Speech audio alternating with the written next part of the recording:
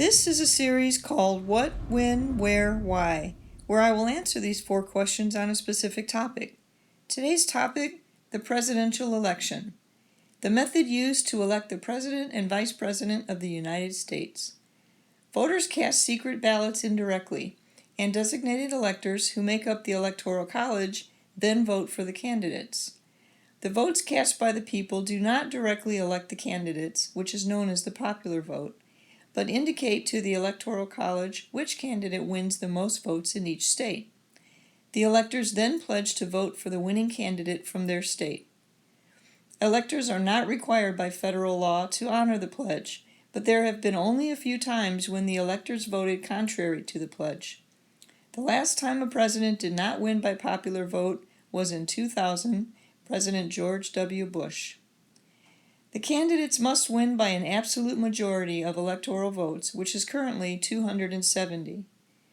If no candidate wins the majority, the House of Representatives selects the president, and the Senate selects the vice president. There are only 3 qualifications outlined by the U.S. Constitution to be president and vice president.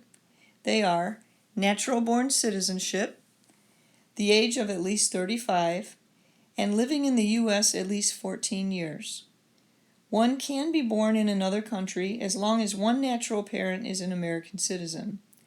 While there is a minimum age, there is no maximum. The Constitution does not stipulate if the 14 years must be consecutive. Nominations are a result of primary elections and caucuses. Once a candidate is nominated from each party, a vice president running mate is selected by the presidential nominees. Primaries and caucuses take place in each state, while the nominations occur during conventions for the parties. Election Day is the Tuesday after the first Monday in November and will be on November 8, 2016. The new president and vice president take office on Inauguration Day, January 20th, following the election. The term is 4 years, and no president can serve more than 2 terms.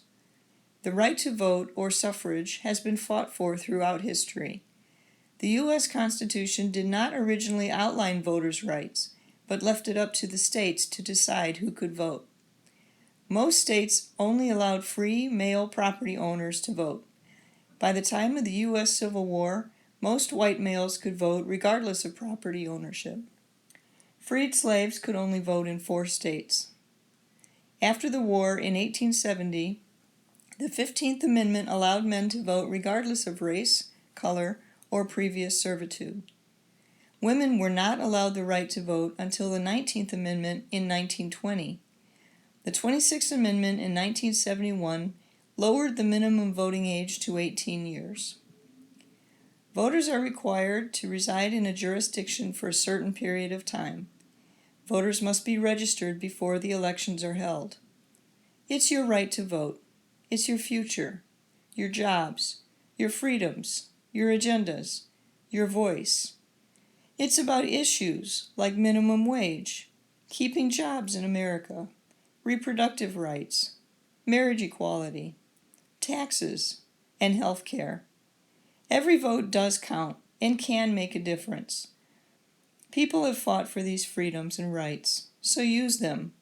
On November 8th, vote, please.